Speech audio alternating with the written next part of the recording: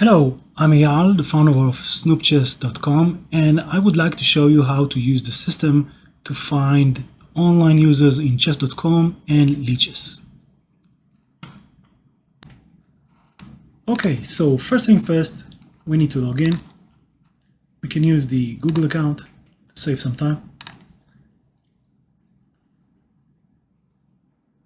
Right, and search name is just a name that will help you to identify this search later.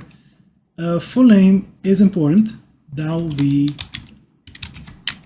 the name of the person you're looking for. And I prepared Julio Cesar from Cuba, rated 1950. And we do let's go. Okay, and there's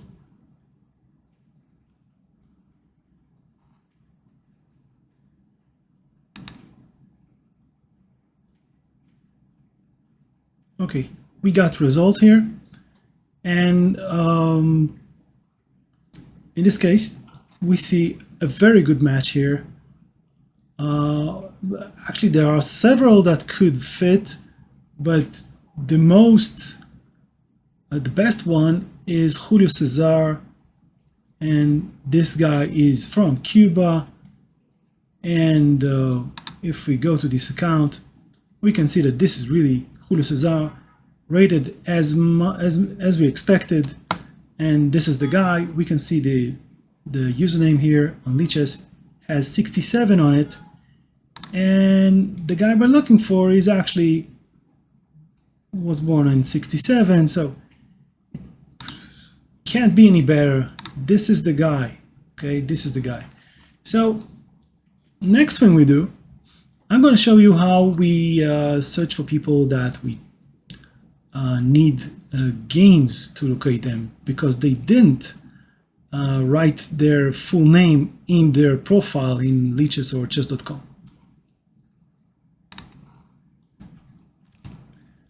Okay, in this example, we got a player called Wesley Webb from the US, rated 1646, and we perform a search, and we notice that the results don't make sense. None of them is him, and that's because he wasn't careless. And if you look at the warning here, it says it will only work without games if they put their name, their full name in their profile. I mean the leeches or chess.com profile, and it's a little careless, so people don't do that usually, so you can't count on that. And this is where our software is most critical, because we're the only software in the world that can do this. We can match a user, okay, an online user, to a set of games by the moves they did. Okay, so we download billions of games from chess.com and leeches, and we try to match them to games that you feed into the system that were played in tournaments, and we see if there's a player that plays like this. Okay, so let's see how this works. So we got Wesley Webb. We're looking for him. This is not a real name. I tweaked it a bit to protect the privacy of the real person. And let's see what happens. So we don't like the result. We need games. Okay. And as you see, games used for search, there's none at the moment. But the system was able to find games online, 3 of them.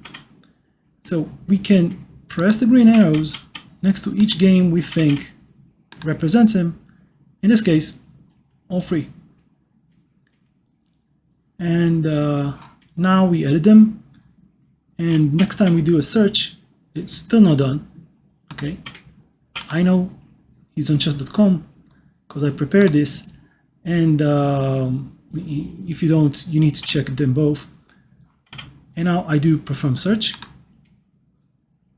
This will take longer time than it would without games, because now the system needs to check gazillion of billions of games and millions of users. So this is much harder. So we wait. And wait a little more. Okay. And we got Daniel West. First result. Match score is a combination of all the indications we can get, the name, the rating, the games, everything, and put into one number between 0 to 100. And this is pretty good. If you look at the ratings, they make sense to a guy rated 1646. Frequency score means, well, let's say you provided a game, 2 games he plays as black, he plays Sicilian. So we check how frequent is will he use Sicilian. Okay, we look just at a few beginning of the steps, and we try to see how frequent he'll use those openings. Some people will use many openings, especially in higher levels. So don't expect much of a frequency score. But at the mid-level, people will play all the time the same thing. So against e4, they will always play Sicilian, okay, if that's what they like. So match steps is another interesting thing. We say how many steps, how many moves were matched to each of those games you provided. So for example, the second game, we were able to find for this online user 16 moves identical to the one provided in the second game. So this is another very good indication. So now it's time to be a little bit of detective, because we got results. We want to see if they make sense before we invest our time in preparation. So let's look at Daniel West.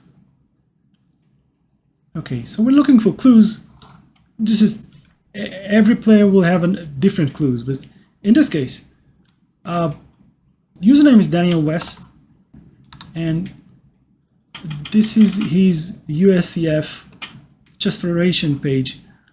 I did a little work here to hide his numbers, and so you can't really figure out the real person.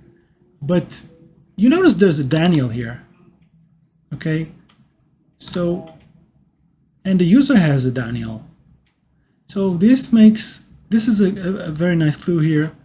Another clue will be that he's a member of the Tennessee Chess Association, and, well, the guy is from Tennessee.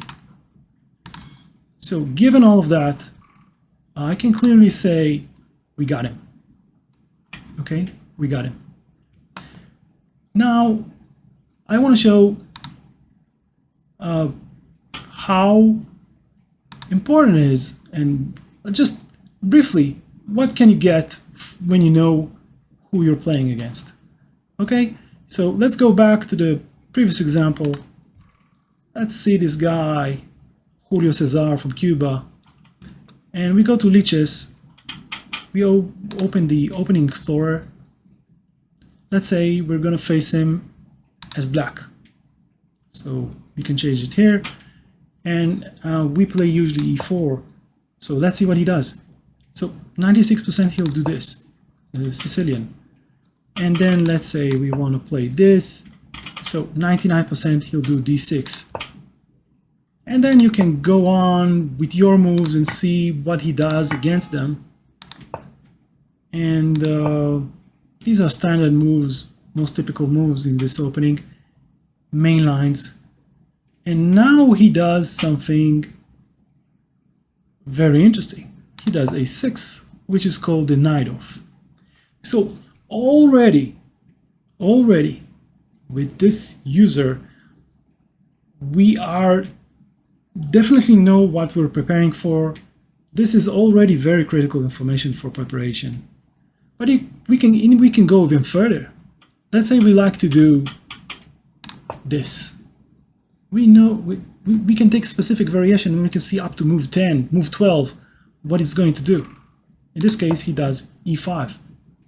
Okay, and as you can see, we can really prepare, and we can also activate the computer and see an analysis.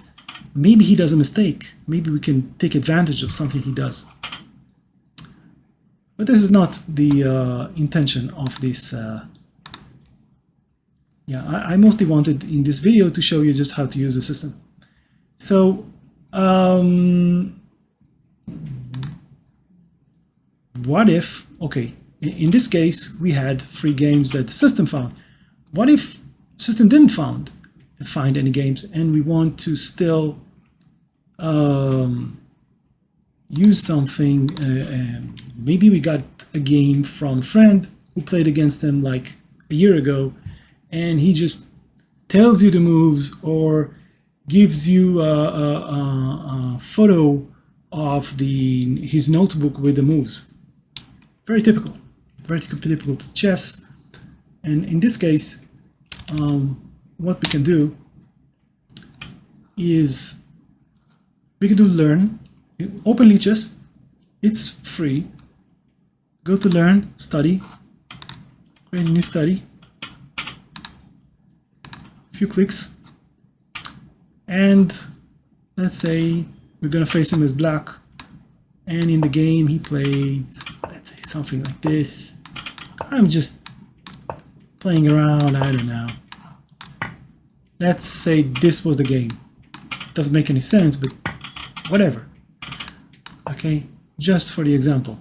So what you do, you go to share, copy PGN, and then you go to the add game, you paste the PGN. PGN is a format for describing moves in a chess game.